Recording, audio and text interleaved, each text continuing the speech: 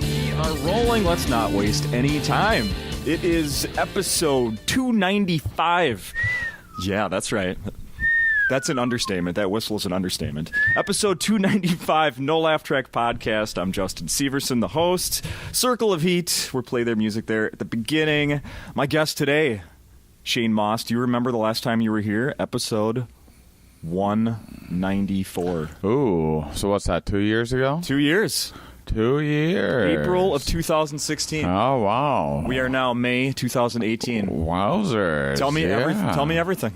You have a half an hour. Well, since that time, I had a tour. The reason why I haven't been back is because I went on a long indie tour. I did like a 111 city tour with a show about psychedelics. Yes, let me hop in and say that episode 194, we talked about some of that stuff because that was on a Tuesday when you were doing a one-off here. Yeah, at the club. Yeah. Oh, I was doing a one-off at the club here on a Tuesday night. Yes. And I don't remember where, but you were heading someplace else right after that. Yeah. Okay. Yeah. All right. It's all coming back. And so the tour was pretty successful and a lot of fun, and I had someone reach out to me to make a documentary at that time, and I made a documentary about psychedelics, which is the tickets actually go on sale like tomorrow, Friday,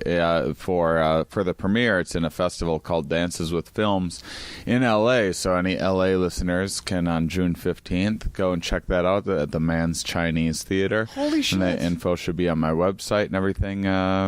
Hopefully tomorrow-ish,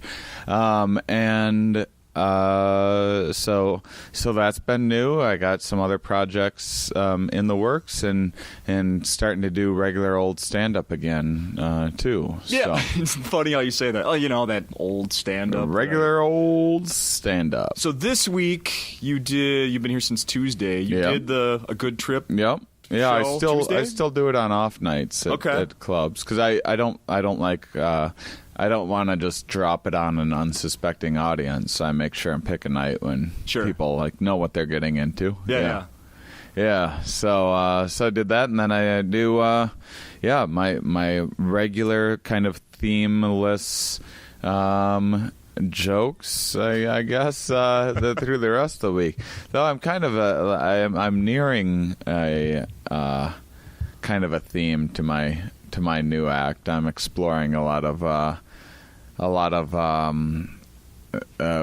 meaning of life kind of questions. What a lot of purpose driven, like what drives us.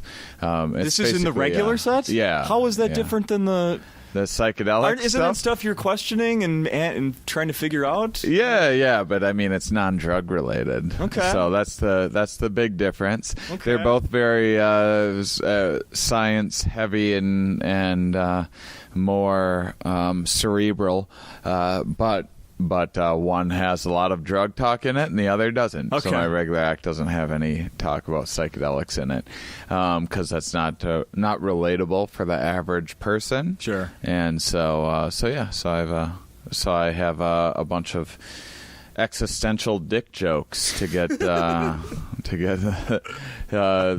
regular folks questioning their reality through a series of yucks. Yucks. Not just regular dick jokes, existential dick jokes. Yeah, I like a real depressing dick joke. So last week Ryan Stout was here. And I don't know, 15, 20 minutes into the podcast, we start talking about his sobriety. Yeah, about like he's like, I don't drink anymore. I went through a phase where I tried to eat like as a vegan and all these things, and he was explaining why he's been dropping all these, alcohol and any other, trying to get the connections in his brain to go back to the normal. Whatever that means. Right. I mean, and as he's saying all this stuff, I couldn't help but think, and I even said it as we were recording, I'm like, yeah, Shane Mauss is here next week. Yeah. Couldn't be more opposite of what you're talking about right now. This is, wow. Could not be more opposite. Yeah, well, I haven't done a psychedelic since December 31st, so that's kind of a long time for me. And I'm not drinking at the moment. Okay. And it's been since like last July or June since I had a drink, and I still do a couple other. I do some MDMA from time to time, like 2-3 times a year. I'll do some cocaine like twice a year, you know. Just wait a minute, the research is done? Like what's going on? A really speedy regret. No, I had during the filming of the documentary, I ended up like I was doing.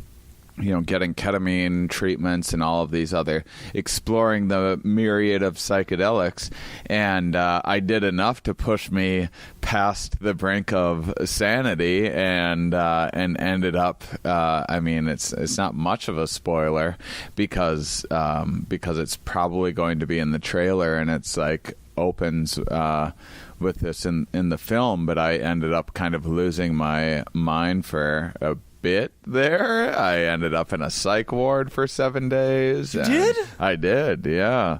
And it wasn't it wasn't my choice. I would have pulled out of it without that extreme of measures, but okay. I basically I just kind of did enough psychedelics to where I was just like not coming down from them, and then I was seeing a lot of connections and getting messages from some other dimension or the future or whatever I thought that it was at the time, and it became really overwhelming.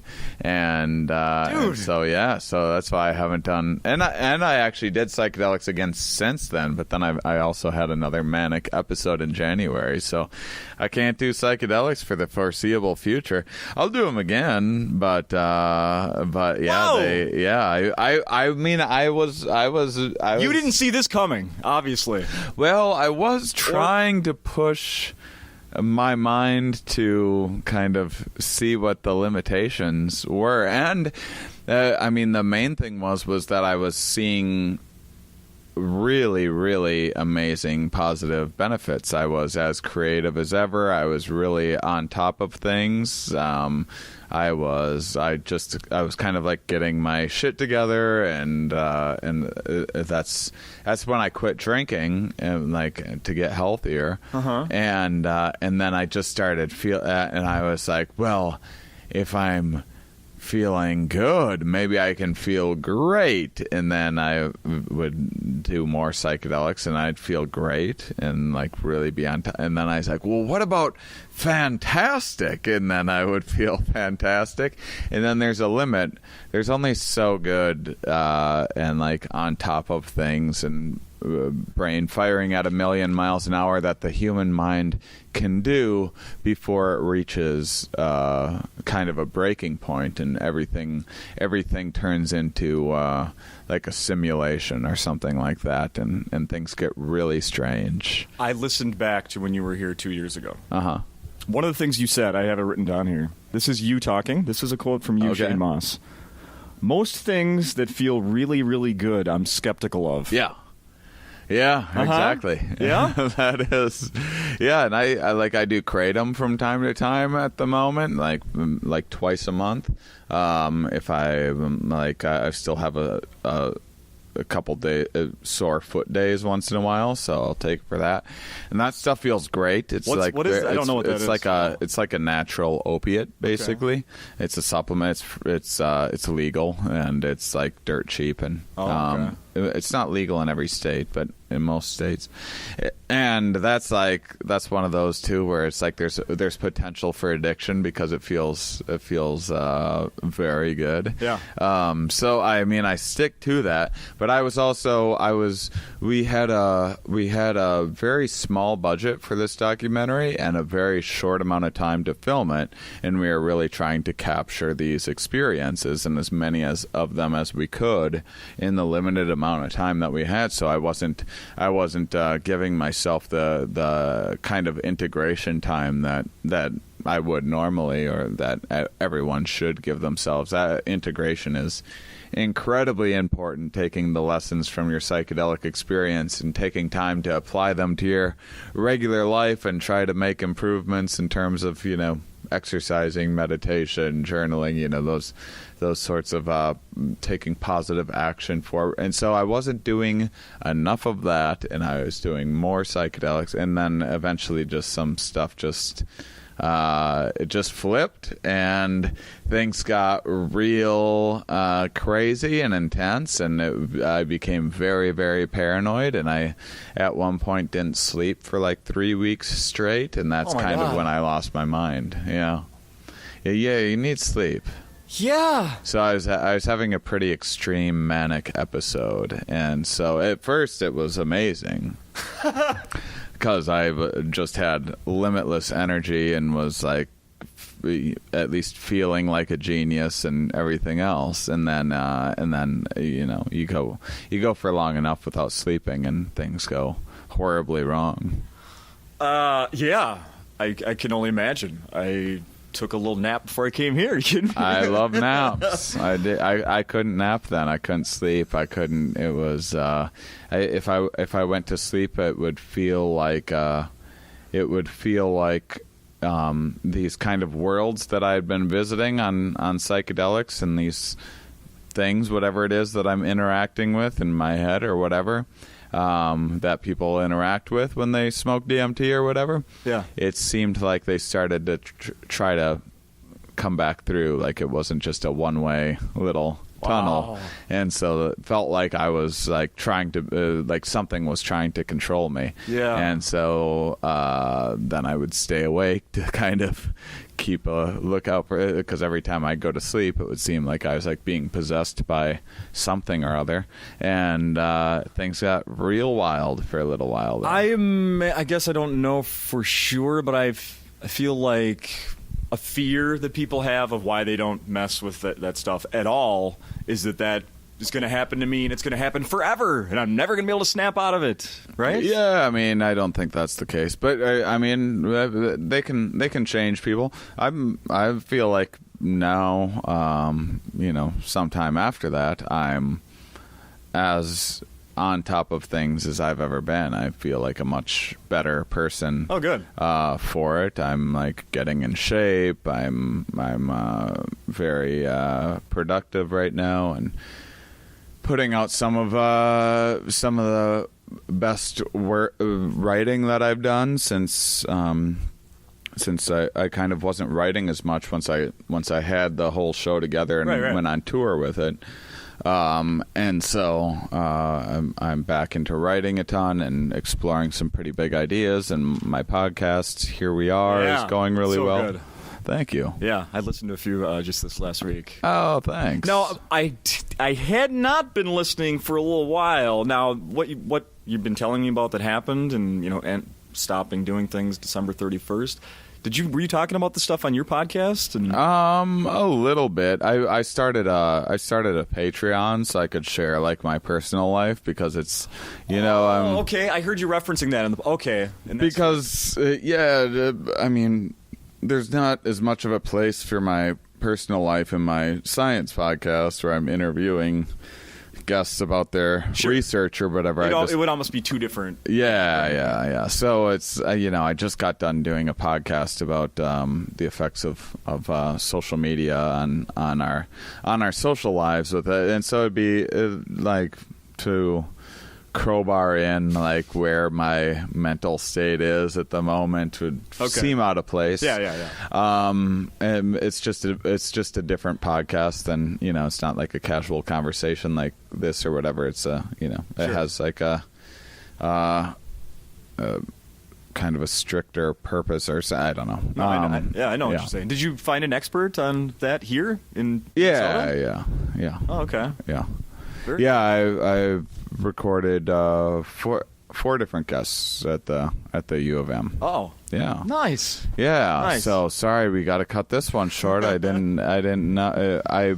When I was originally told about this, it was they didn't tell me, or it was a different time or something. I don't know. Yeah, it was going to be earlier. Whatever, it's fine. No, I would have a lot more time.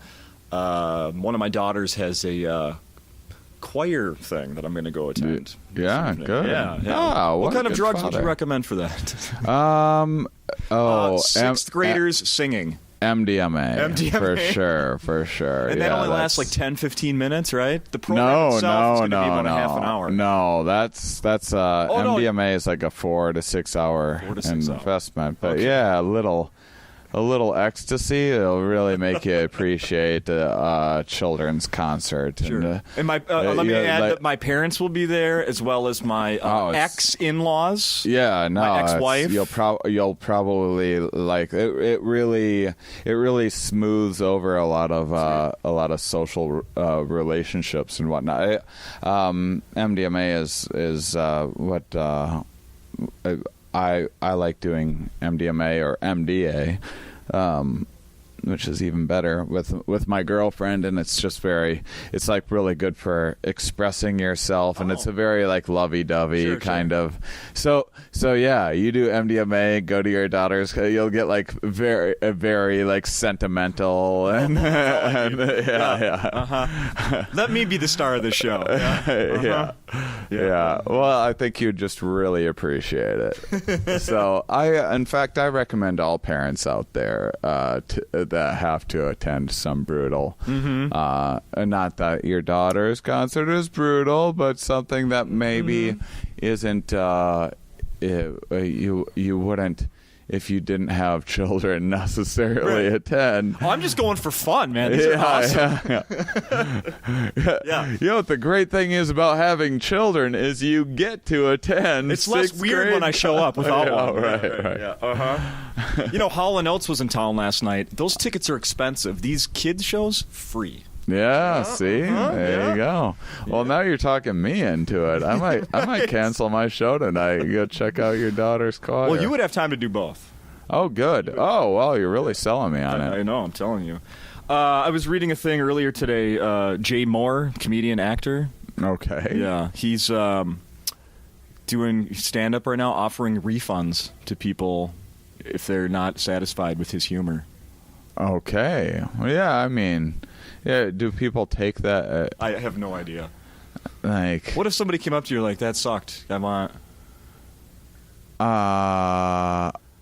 paid. It just seems like a dumb idea. I mean, whatever. It's just a marketing ploy, right? Pretty much. It's just, like, if you don't like it, you get your money back. Like, this is just like you're just selling some like crappy TV product. That's just like it sounds like an infomercial or something. That's a great point, because when it comes down to it, people aren't going to go through the hassle. No, people aren't going to go through the hassle. Yeah. And for the few that did, it's like it's worth it for that marketing play. Like, however, where'd you read this? Like, what kind of press is he getting for doing this? I'll give people refunds. Are you kidding me? If that moves tickets, what a scam. I'll tell you what I did. It's something I do before every recording. I Googled the term stand-up comedy. Mm-hmm. And it was the first story that popped up today. Really? Mm-hmm. He's performing in, I don't know, Florida somewhere, and it was in the local paper of where he's performing. So it was, the local entertainment guy got 5-minute interview with Jay Moore, and that's what it was like. By the way, tell people if they're not happy, I'll give them their money back. Oh, yeah. Yeah, well, all right. Yeah. That's... Mike, let me change something to this. Mike Kaplan was here a couple weeks ago. Yeah, the bad news is we recorded an awesome podcast, had technical difficulties, nobody heard it. But one of the things we briefly talked about ayahuasca. Yeah. And you two have had some experiences together, correct? No, not together, not with ayahuasca. But mushrooms and stuff. Yeah. But I've done ayahuasca. Ayahuasca was the final thing that, like, the straw that broke the camel's back for me. It was a fantastic, wonderful trip, and I saw some sort of God-seeming thing, and got these powerful messages and instructions and all this great stuff. But then it's just like things got a little too real afterwards. But yeah, Mike loves ayahuasca. He's doing ayahuasca as regularly as any human being I know. he is getting in there. Right on. And so he definitely has a lot of experience with it. One of the things we talked about last time we were here, I jokingly said, I bet that when you go to a town, people are bringing you, and you agreed, people are bringing you drugs. Like, to share hasn't been happening as much lately. I don't know why. Okay, but you don't know why? Yeah, early on it was like people were bringing me all sorts of fun stuff, and usually I just like give it to the bar staff or whatever because I couldn't fly around or whatever with all of the stuff that people give me. But yeah, that doesn't happen so much anymore. I don't know. It's also like, at the beginning of the tour, I had done this huge press push and, built it into like a really big deal and got on all these, top podcasts and, articles in Vice and things like that. And so there was this big push and a lot more excitement for it and now that was, some time ago, and now it's just a additional show that I do in a week. So, so yeah, I don't get as many free drugs as I used to. Are you listening, everybody? Yeah, it's in case you can hear the disappointment in my voice. But yeah, I'm not doing psychedelics at the moment. Right. It might be as I've been pretty open about publicly about having lost my mind. So it might be that people know that I'm taking a break from psychedelics. True fans are doing you a favor. So they're not tempting me. Not that psychedelics aren't like an addictive or like a really tempting thing. They're kind of, you sort of have to like force yourself to work up the courage to do them. So sure. One of the other things we briefly talked about last time, in fact, when we were done talking about it, you go, you know what? You should ask me about this next time I'm here. For real, you actually said that. Yeah. Peyote churches. Oh, yeah. Did you do that? I still haven't done peyote. I wanted to. Okay. Yeah. That was... peyote is a big one with the documentary that we didn't get to shoot.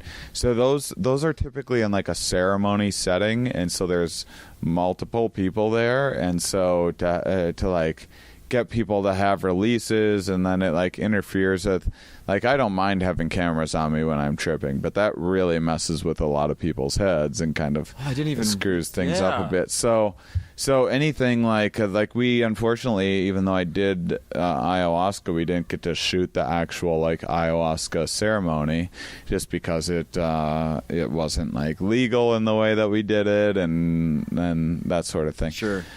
The other thing you mentioned was microdosing. Yeah, I've tried microdosing a little bit. I would like to try that more.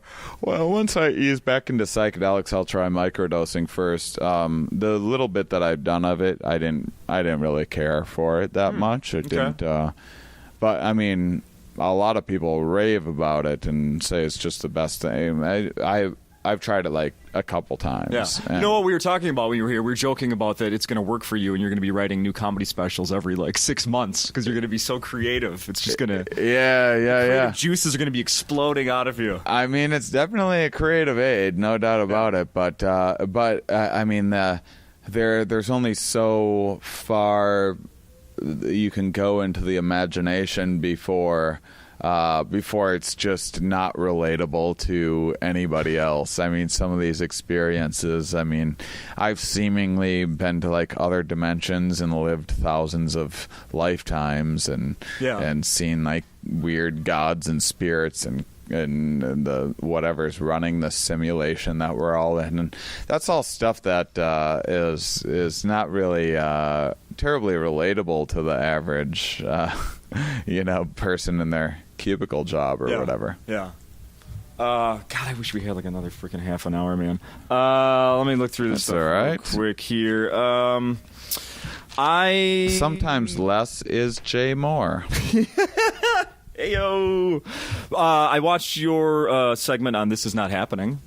Oh yeah, that was fun. What a fun taping that is, because I've done a lot of not a lot, but I've done late night stuff before, and late night's like a little contrived, and just the way the cameras are set up and everything else, it's like such a overly produced, disingenuous kind of contrived thing, much like morning radio can be sometimes, and it's just a little too formulaic and everything else, and the way this is not happening is shot with like the cameras are like kind of a little more hidden and floating around, and it's more like performing at an actual comedy club. I mean, you're on a stripper stage, but right. And it's a little strange having like people behind you as a comedian, because you have like an odd, it's a 360 stage, but the feel of that show and everything is really fun. I was really grateful to be part of it. The story was really good. Oh, thanks. Do you do that one on stage like normally? Is that part of your act? It used to be part of A Good Trip, and then but I didn't like it in there. It's a good, fun story, but it also kind of puts psychedelics in a negative light. Yeah. And I love how you preface it.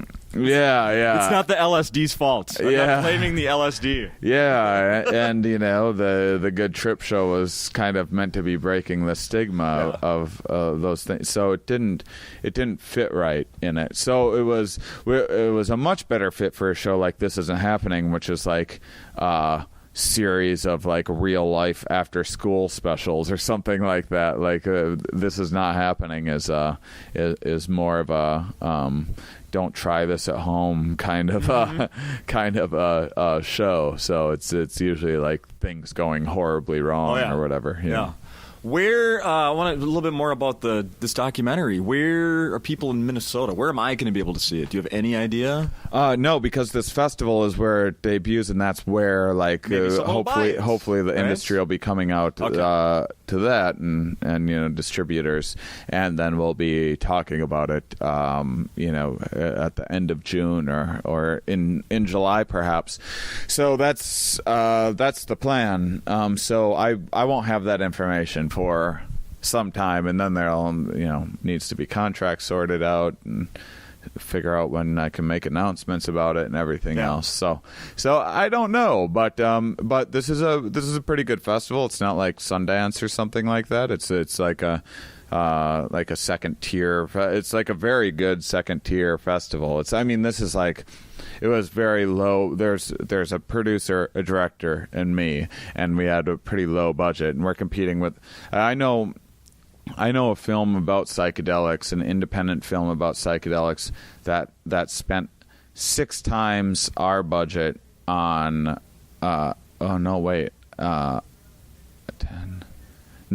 15 times our budget on the opening credits of their film, on an independent film. So that's how little. So we didn't have like a big budget or people that knew what they were doing, and so it was the fact that it still came out being this really nice film. That's a really interesting representation and balanced representation.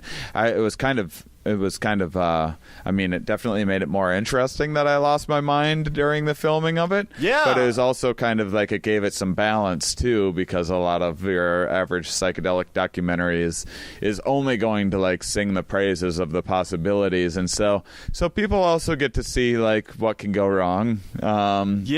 Which is probably important for people. When this thing gets picked up and you're going to start, you'll probably start doing more interviews, maybe more mainstream interviews about it to promote it. You're going to have a good, am I not crushing it right now? No, I'm saying like people that are, how am I trying to, like going on just a generic afternoon radio show, have no clue about what the fuck you're talking about. Right. And you have to present that to them like, am I going to be pushing the positive side, the negative side? What side are they? Oh, yeah. Mostly I'll be pushing the positive side just because the stigma against them has already kind of filled the negativity quota. Okay. But, there's just a lot of people that aren't going to listen or hear it. There's people that are just, like, dead set against, considering these things. I was talking about psychedelics once on morning radio in where was it? In like Oklahoma, like Tulsa, Oklahoma, I think. And this guy called in, and he was like, "Man, this guy sounds higher than a grocery bag." I don't know what that means. Nope. It was apparently an attempt at insulting my like cognitive abilities with one of the worst metaphors anyone could possibly like. Let's see, what's a real high up thing? A grocery bag? And so I mean that's just like I'm used to idiots being judgmental. So that's gonna happen. But there's also I was just in a helping facilitate a psilocybin retreat in Jamaica, and I'm doing another one in probably December. I'm confirming the dates, and it'll be on my site soon. Did I see that right? You were in Jamaica like just a few days ago? Yeah, I flew from Jamaica to here. Psilocybin mushrooms are legal there, and I participate in a retreat that helps guide people through it. And so people can come trip with me if they like and have me as their as one of their guides. But there was a guy there that was like an oil man, like worked in the oil industry, had read about psilocybin mushrooms in like the Wall Street Journal or whatever, and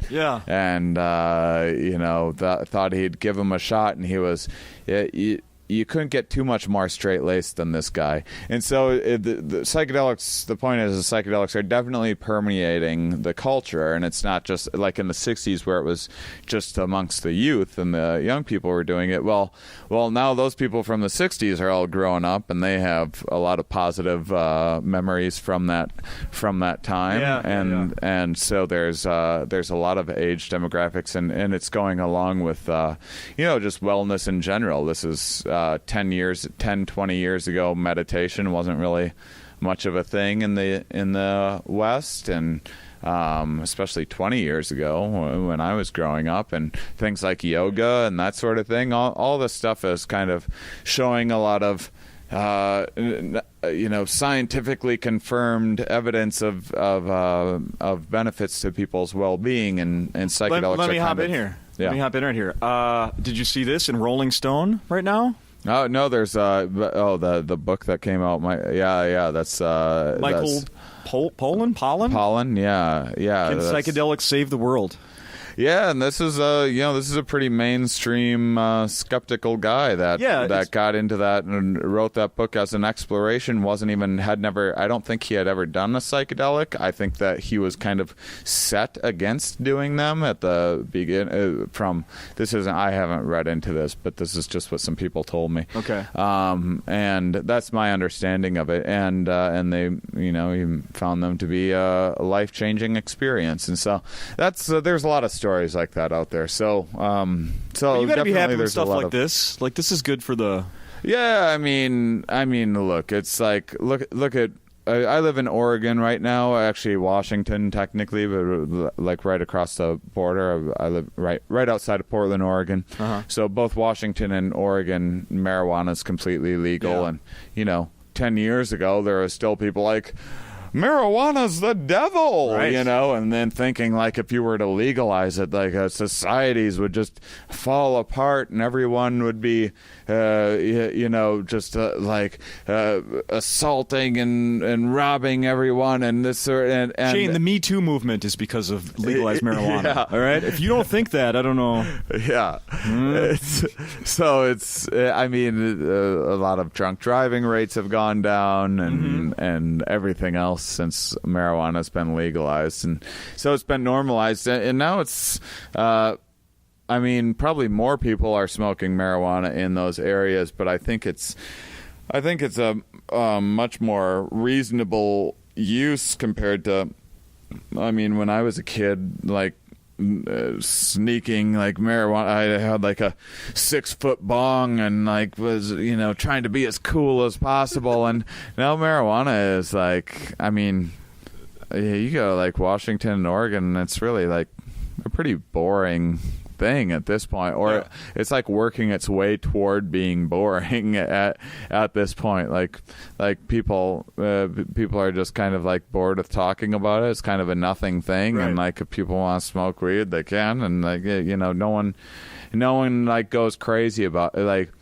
had people not made such a fuss about it and not made such a fuss about the dangers, which was just pure brainwashing anyway, there would have been more sensible use in the first place. And so this is where it would be nice to see psychedelics at least open up for to be researched better and loosen up the restrictions for clinical use and that sort of thing. They're Schedule I right now, meaning that it's quite difficult to even study psychedelic, and even to study it on like rats, for example, and that's just absolutely silly. Yeah.